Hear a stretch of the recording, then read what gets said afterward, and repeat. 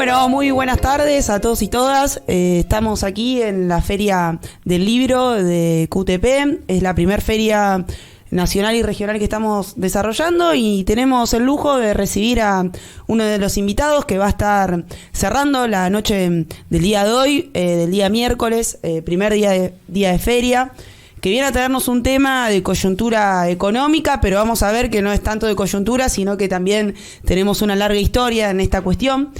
Nos acompaña Andrés Asiain, él es economista y director del Centro de Estudios de Scalabrini Ortiz. Y bueno, el día de la fecha vamos a estar un poco compartiendo reflexiones sobre la inflación argentina y sobre coyunturas actuales y no tan actuales también. En esta oportunidad también me acompaña Marcelo Maisonave. Él es abogado, docente de la Universidad Nacional de Rosario, investigador de la CELAC. Y bueno, nuestra intención, principalmente Andrés, es primero darte la bienvenida. Hacía mucho que no venías a Rosario, hacía poquito. ¿Cuánto hace que no te tenemos por acá? Buenas, ¿qué tal? ¿Cómo andan? Gracias por la invitación. Creo que hace bastante, me parece. No sé si un año. O sea, me parece, puede llegar a ser un año. Bueno, un lujo. Bueno, nada, estamos muy contentos y contentas de que nos estés visitando. Este es un centro cultural y tenemos un estudio de streaming en el cual desarrollamos programas todos los días. De mi parte, estoy en la coordinación de un programa que se llama Sin Intermediario, donde analizamos coyuntura política, económica de nuestro país, también de nuestra ciudad. Y bueno, principalmente queríamos introducir esta conversación sobre un tema que quizás no esté tanto en el libro, que es motivo de la conversación de esta noche, pero sí como para pensarnos dentro de un contexto internacional. La inflación es un tema que está muy en agenda política, una preocupación de todos los argentinos y argentinas. Si se ve cualquier encuesta, aparece como una de las principales problemáticas que se reflejan en la idea, en el pensamiento de los argentinos.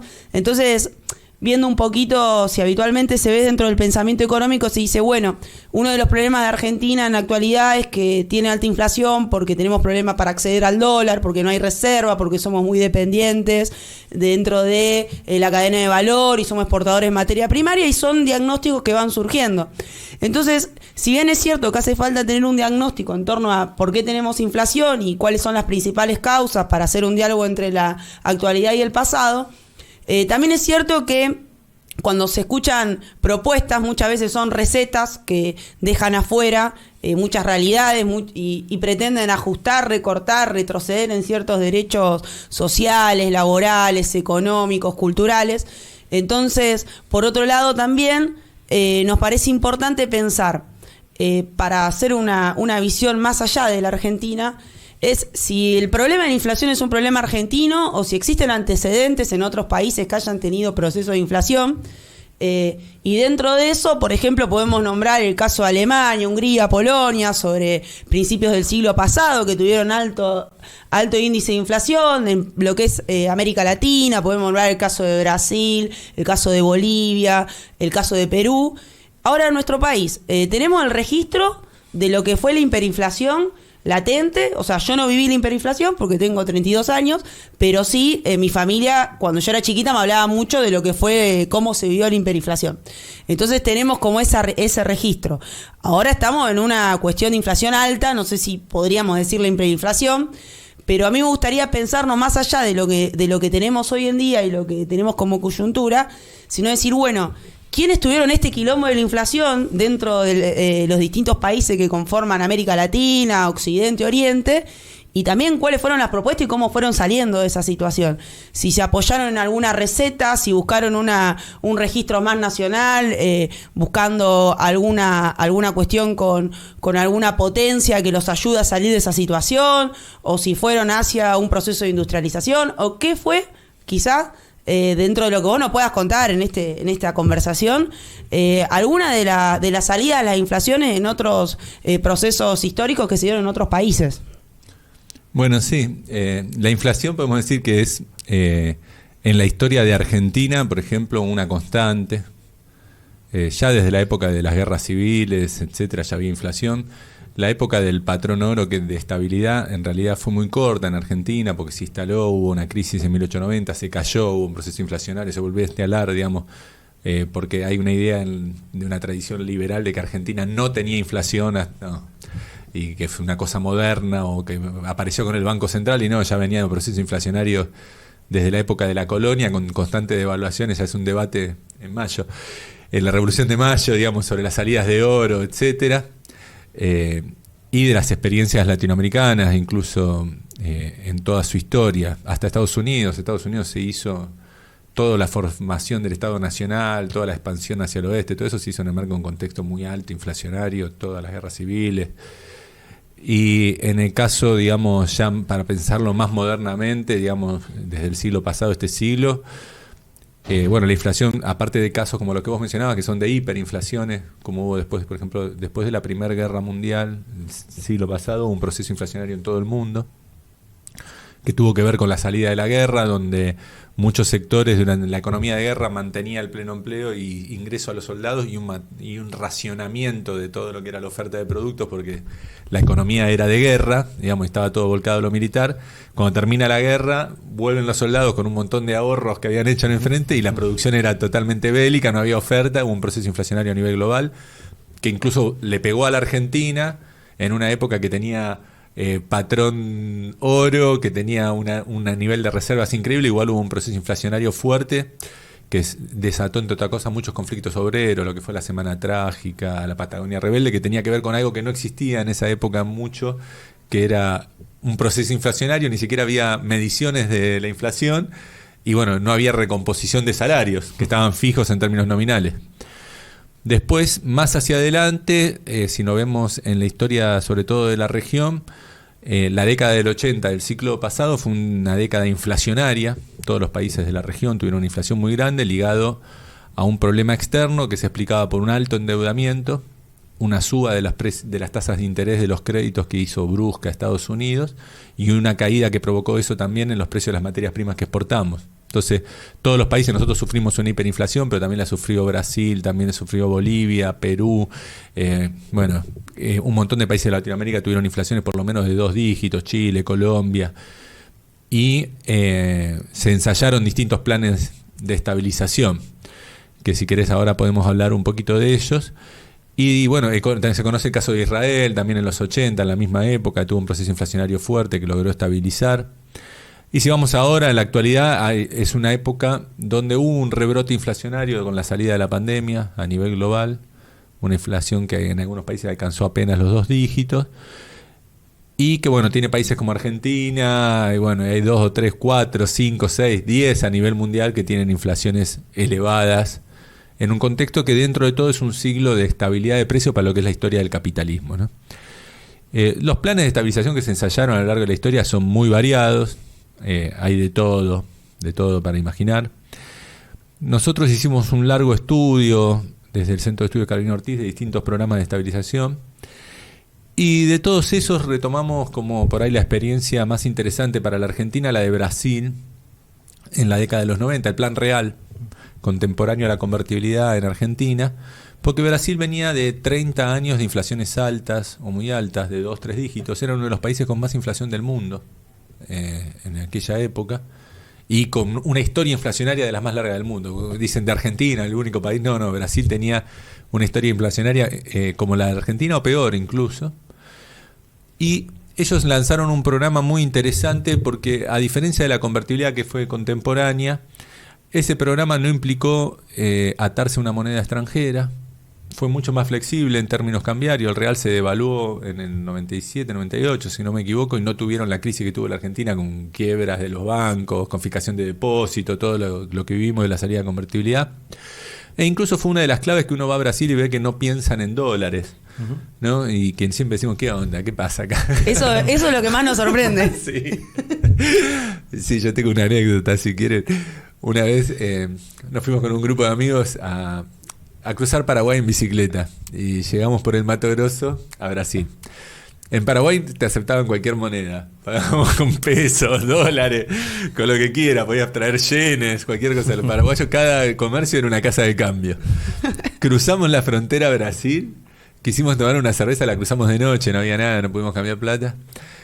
Y no hubo forma de pagar. Teníamos dólares, pesos, moneda paraguaya, no teníamos reales. Era un pueblo de frontera, o sea que uno diría, está viviendo en la frontera. Era inviable que nos acepte cualquier moneda que no fuera la brasileña. Un ejemplo de cómo tienen al lado nuestro un país que tuvo esas dificultades y sin embargo salió sosteniendo la soberanía monetaria. Y bueno, este plan, el plan real, lo que introdujo, que fue una clave para evitar la dolarización cultural, económica de Brasil, es que usó, vamos a entender primero por qué se usa el dólar en contextos inflacionarios, digamos. Cuando uno vive inflaciones muy elevadas, sobre todo cuando ya pasan a 3 dígitos, los precios cambian todo el tiempo, digamos, no tienen una referencia, ¿no? Entonces, lo que buscan para tomar decisiones económicas muchos actores es una referencia estable de un precios en un contexto inflacionario. Y ahí, en general, si no hay una creación interna de un instrumento que sirva para eso, se empieza a usar una moneda extranjera, pero que cumple una función que no tiene nada que ver con la que tenía que cumplir una moneda extranjera. Porque una moneda extranjera tendría que ser para pagar deudas externas, para comprar cosas en el exterior, digamos. No para referenciar el precio de la propiedad, del alquiler, de un auto usado, de un motor, ¿no? Como pasa ahora en la Argentina. Entonces, en realidad, en un contexto de incertidumbre donde no se sabe bien qué precio, muchos sectores económicos empiezan a dolarizar sus precios buscando una referencia estable en ese contexto inestable, ¿no? Entonces quieren sostener cuánto vale si voy a vender esto, cuánto vale si voy a alquilar una casa, lo dolarizan. Algo que es muy inestable si uno ve lo que pasa con el dólar paralelo, que de repente en una semana se devalúa un 30%. Entonces vos, imagínate, estás con un alquiler en dólares. Tengo un colega que siempre está puteando cada vez que sube el Blue porque se está construyendo su casa y el constructor le fijó a dólar Blue el costo de obra. Entonces cada vez que sube el Blue se la quiere cortar porque dice, no llego a nunca a terminar la casa. Es muy inestable ese contexto. Entonces lo que hizo Brasil es usar unos valores indexados, que acá serían como el CER o el UVA, digamos, y expandirlo como herramienta para fijar ciertos precios durante el proceso inflacionario. Más que nada las empresas, por ejemplo, negociaban con sus proveedores y fijaban los precios en eso. En Chile se usó también, se llamaba unidad de fomento, también en épocas inflacionarias. Entonces vos, un alquiler, el precio de una propiedad, incluso los salarios en ciertos sectores, se fijaban en esta unidad indexada. Entonces lo que fue pasando es que la referencia de precios e ingresos estable en un contexto inflacionario no tenía que ver con una moneda extranjera, sino que tenía que ver con un índice de precios creado internamente que permitía incluso una mayor certidumbre y estabilidad, porque no es lo mismo que a vos te fijes en el alquiler o tu salario evolucionando de acuerdo al índice de precio, que más o menos refleja cómo evolucionan los ingresos de casi todos los sectores, que al dólar blue, que de repente de una semana para la otra aumentó un 50% y te quiere matar, digamos. Entonces es más estable, es menos volátil. Y ese instrumento fue la clave del plan real, porque hay unos economistas, bueno, ya me va a venir el nombre, son 2 economistas brasileños, heterodoxos. Heterodoxo de Sousa Sant. No tanto, de Río de Janeiro, Arende y otro más, que bueno, que desarrollaron la idea de este plan de estabilidad, que el que lo implementó fue Cardoso.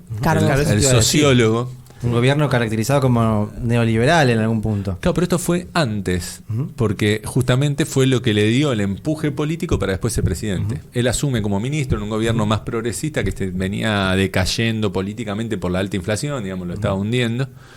Él asume como ministro de Economía, no era economía, es economista, era sociólogo, digamos. Una especie de Sergio Massa, pero que venía de la izquierda.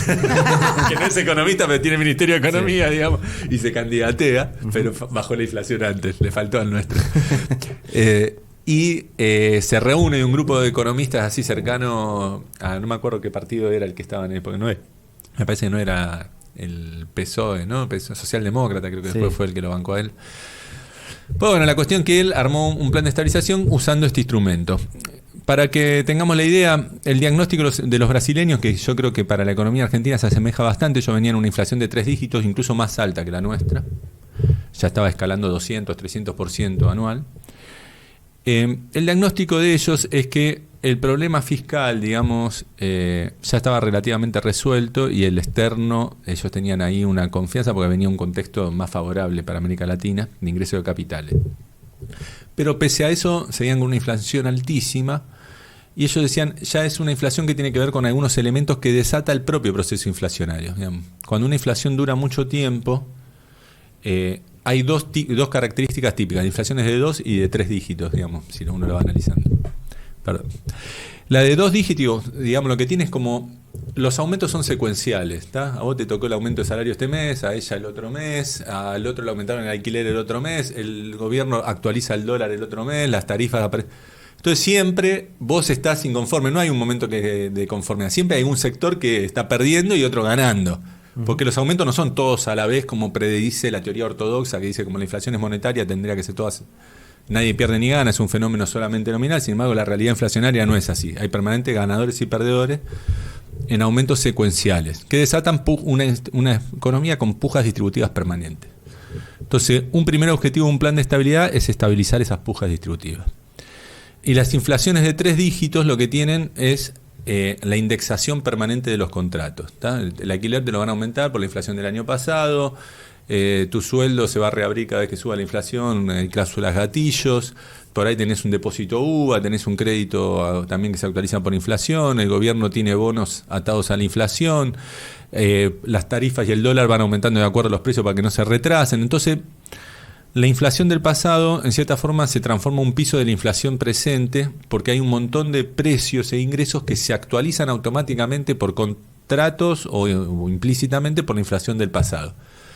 Eso se genera lo que se llama inercia inflacionaria, que es como cuando el tren adquirió cierta velocidad, ya se desplaza por sí mismo, ¿no? Porque acá las cláusulas de indexación hacen que la inflación del pasado se proyecta hacia adelante en forma automática. Entonces, el segundo punto a resolver de un plan de estabilidad, que en realidad es tercero porque no hablé de otras causas más centrales, es la inercia. Entonces, el plan real y la moneda indexada fue una idea para resolver esas dos cuestiones. Lo que hicieron es, primero, para resolver el tema de las pujas secuenciales, las pujas distributivas, ellos dijeron, vamos a fijar todos los precios e ingresos en valores indexados. Como yo te dijera que tu salario lo fijan en UVA, las tarifas en UVA, el dólar en UVA, los alquileres en UVA, los créditos, los débitos, los precios de las empresas, todo está indexado. Plenamente. Entonces, se empieza a generar una referencia estable en un contexto inflacionario de los precios, los ingresos que se empiezan a estabilizar en valores indexados. Por más que en moneda nacional haya una inflación galopante, en términos indexados está fijo. Es como que yo dolarice todos los precios de ingreso, entonces por más que haya inflación, si el tipo de cambio evoluciona, digamos, en dólares se mantiene. Bueno, en vez de usar el dólar, usaron esta moneda indexada. Todo estaba, lograron estabilizar todos los precios de ingresos en esa moneda. Pero estaban hiperindexados, porque ahora la indexación era total. Todo estaba indexado y diariamente. Y bueno, una vez que se estabilizaron todos los precios e ingresos en la moneda indexada, lo que hicieron es sustituir la moneda local por la moneda indexada y automáticamente dejó de estar indexado todo, porque ahora todo estaba en esa única moneda que, como ya no existía la moneda por la que se indexaba, pasó a estar desindexada e incluso se prohíbe la indexación de los contratos.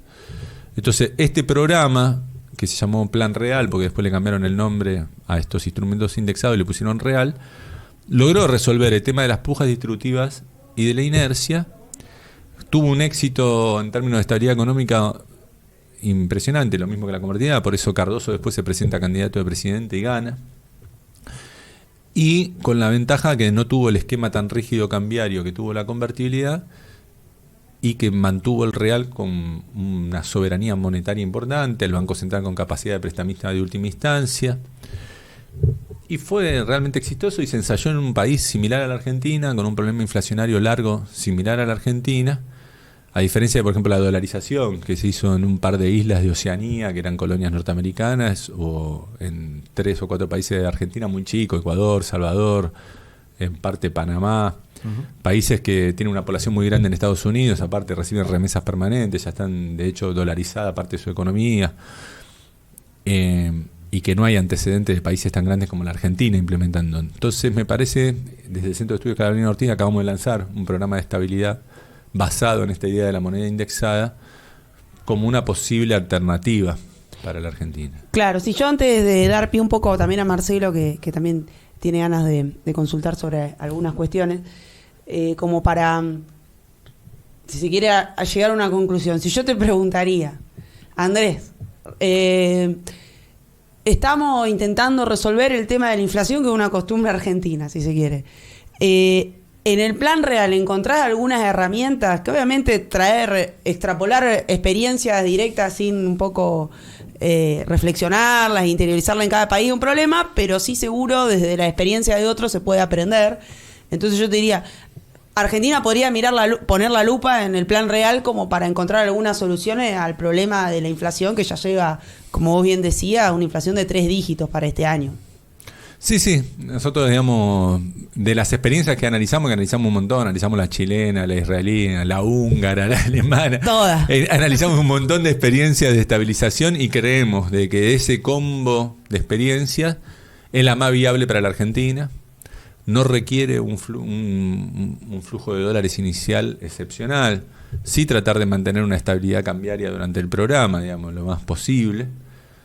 Pero eso es una clave fundamental, porque Argentina, digamos, tiene un contexto externo difícil. Entonces, cualquier plan que implique un flujo de dólares enorme como condición para estabilizar, y es muy difícil de aplicar en la Argentina. Y aparte, bueno, no tiene los problemas que traen estos programas, que es después quedas muy atado a una moneda que no controlás, digamos, eso te genera riesgos de corridas bancarias que no puedes atender.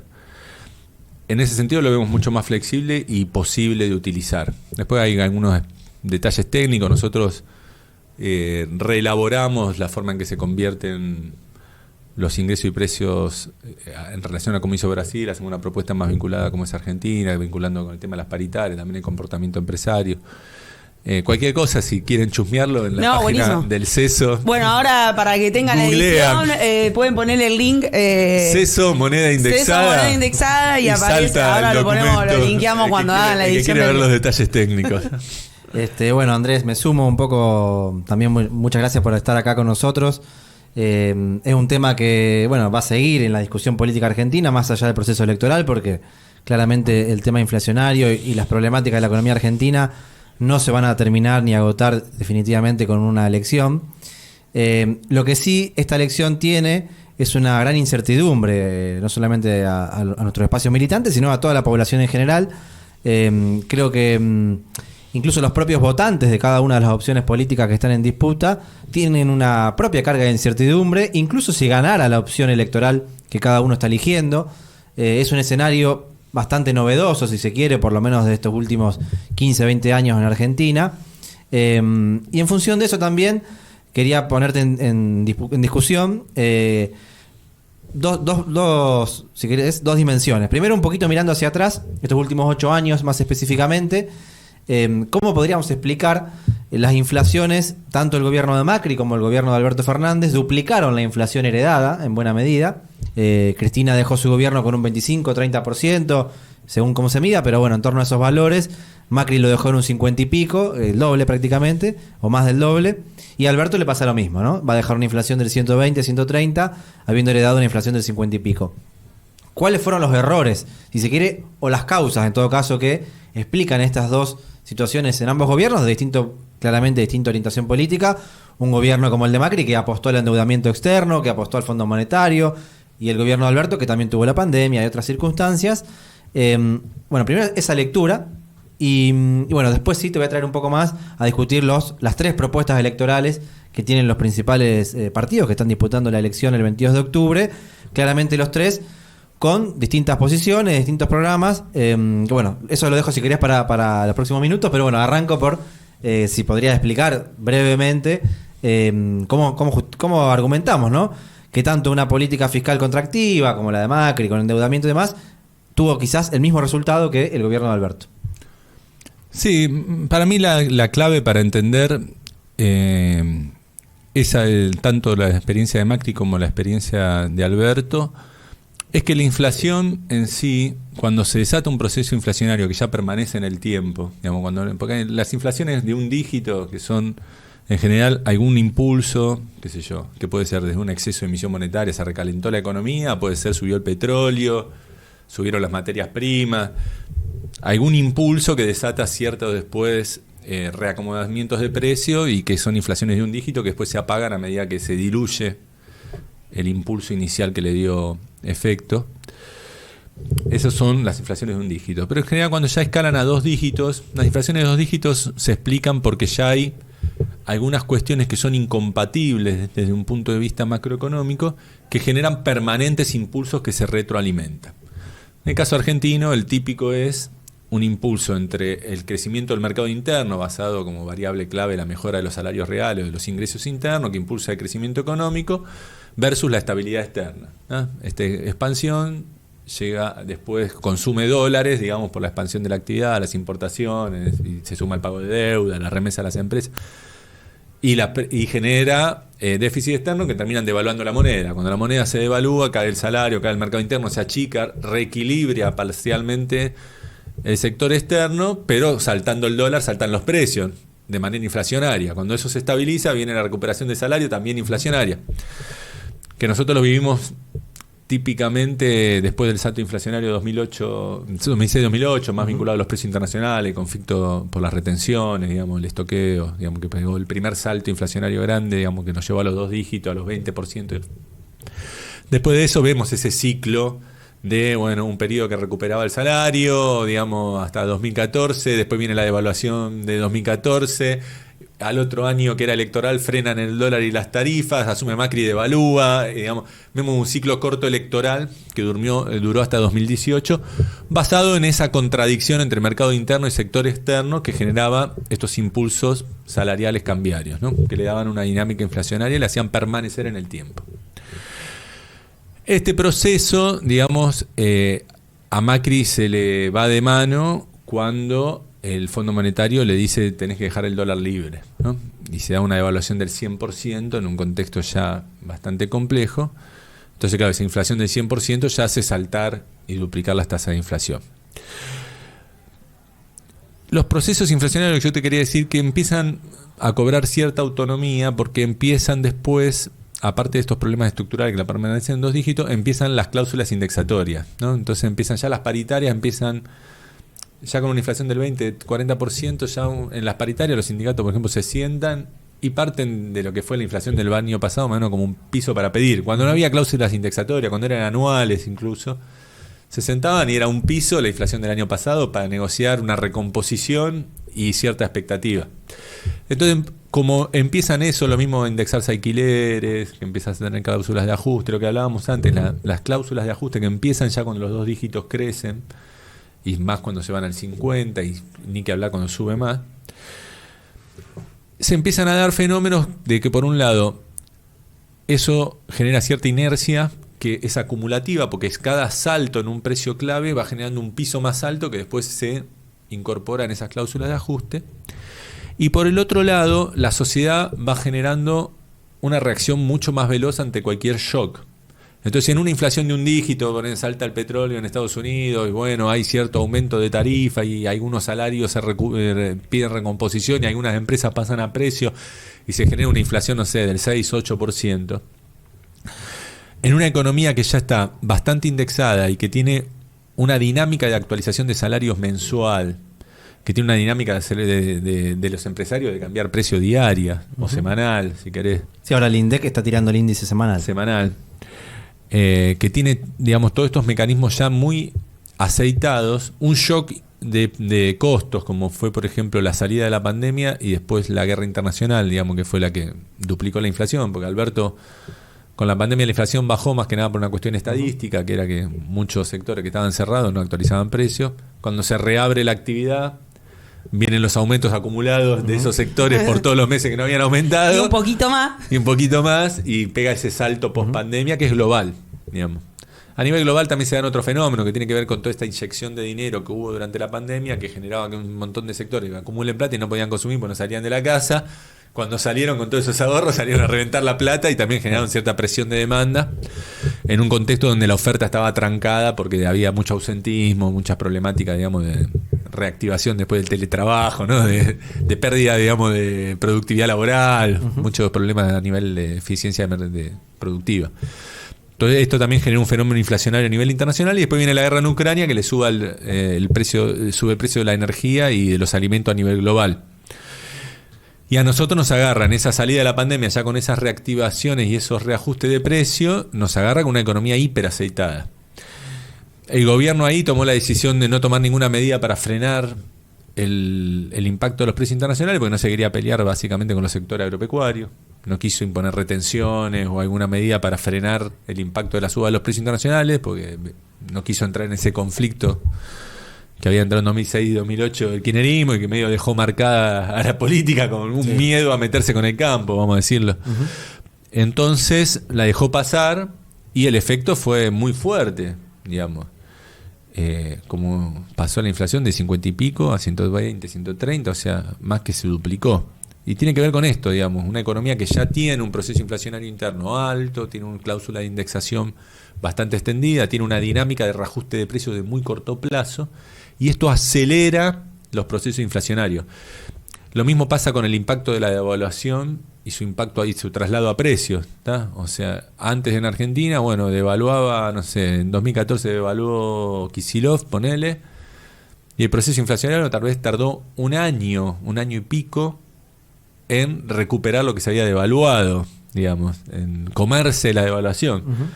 Sergio Massa devaluó después de la elección y el proceso nosotros lo vemos que en mes y medio tarda. O sea, la velocidad en la que los precios se ajustan ante un cambio del dólar se acelera. Pero es por esta dinámica inflacionaria ya de largo plazo que se ajusta y que va generando estos efectos, ¿no? Cuando ya la inflación entra en los 3 dígitos, por ejemplo, cambiar un precio relativo, tipo mejorar una tarifa o mejorar un tipo de cambio, implica no solo devaluar, porque esto no mejoró el tipo de cambio, en un mes y medio ya se lo comió, sino que tenés que devaluar permanentemente a una velocidad mayor que la inflación. Entonces, cada cambio de precio relativo que quiere hacer una economía implica una aceleración muy fuerte de la inflación. Ya vas del 120, te podés ir a 300, 400% si querés mejorar la competitividad. Por eso, bueno, son estas dinámicas propias de un proceso inflacionario a medida que se estabiliza y se profundiza y va alcanzando los 3 dígitos o 2 dígitos elevados, la que explica. Y es esta indexación y estas características de la inflación de 2-3 dígitos que hace que los programas, como piensa el Fondo Monetario, como aplicó Macri, como aplicó Massa, incluso cuando recién asumió, fracasen. Porque están pensados para inflación de un dígito. Están pensando en una economía que tuvo algún shock, sea de demanda o de oferta, que genera cierta dinámica de reacomodo de precio y salario, en donde vos, enfriando un poco la economía con cierto ajuste del gasto y encarecimiento del dinero, haces que el traspaso a precios por los empresarios sea más moderado, que los sindicatos no pidan tantos aumentos porque el mercado laboral no está tan caliente, con nivel de empleo tan alto, y moderás en cierta forma con la política monetaria y fiscal los mecanismos de propagación del shock. Pero una inflación de 2 o 3 dígitos, donde las dinámicas ya están de permanente reactualización de precios y cosas, que vos reduzcas el gasto en obra pública y que generes una merma de un poquito en el nivel de actividad de la construcción o resientas un poquito el mercado de trabajo, no hace nada, porque el sindicato va a seguir pidiendo una paritaria, actualizándola por precio, lo mismo, por más que el desempleo crezca un poco o no, digamos. O sea, y un intento ortodoxo o heterodoxo incluso de reducir los mecanismos propagadores, que el heterodoxo sería controles de precios, planes o acuerdos de precio con los empresarios, digamos, no tienen efecto, porque no atacan esas pujas estructurales y no atacan el problema inercial. Entonces, por eso fracasan tanto los programas ortodoxos o heterodoxos que se aplicaron en la Argentina, porque son importaciones de manuales que piensan problemas inflacionarios de economías centrales de un dígito.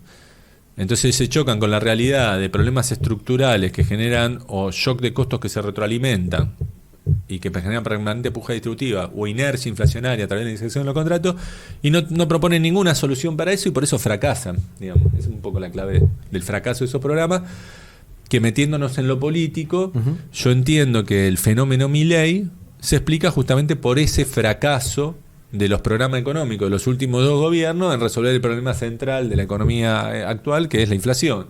Porque si vos mirás los niveles de actividad, incluso los niveles de distribución del ingreso, con todas las idas y vueltas que tiene, en la triste historia económica argentina no son malos. Digamos, los niveles de desempleo actuales son de los mejores. Sí, estamos en un bajo desempleo. Sí. De las últimas décadas. Y a nivel de ingresos, si bien se perdió durante el macrismo, digamos, durante Alberto Fernández se empató El ingreso de los informales que da una pérdida tan grande es un problema más estadístico, digamos, porque hay un desfasaje de casi 6 meses entre que se mide ingreso y se publica el ingreso de los informales en términos de poder adquisitivo. En 6 meses. En 6 meses tenés 60 de inflación. Claro, entonces las pérdidas brutales que te dan de que perdieron 40% los informales. Yo al menos, aparte de economista, hago mucho laburo territorial con cooperativas, digamos, y todos mis compañeros laburan en la informalidad y no hay esa pérdida de ingresos, digamos, porque un plomero, un gasista sube el precio de la carne y te aumenta el otro día, sí.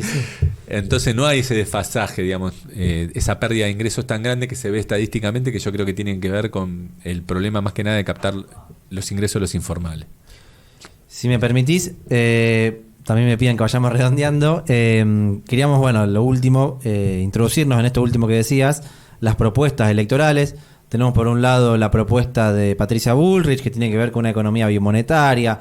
En algún sentido, para sintetizar y simplificar, probablemente repetir las recetas del macrismo, si se quiere, de manera de shock, pero en general con la misma receta, inconsistente, incompleta como la está planteando, pero bueno, sería un poco esa receta.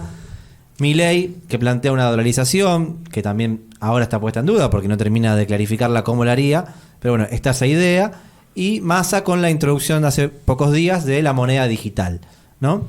Entonces, en función de esas tres propuestas, que si se quiere, se está considerando en general que lo que va a entrar al balotaje van a ser Milei y Massa.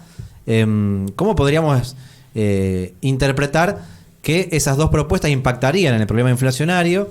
Si realmente tiene alguna coherencia el planteo tanto de uno como de otro respecto a la inflación, y cómo podríamos clarificarle un poco, sobre todo a la juventud que está sobre todo acompañando en gran medida las propuestas de Milei. Sí, mira, yo creo que por ejemplo, empezando por la de Massa, la moneda digital, yo el único resultado que le puedo ver es que recaude un poco más y formaliza algunos sectores económicos porque los obliga a moverse digitalmente.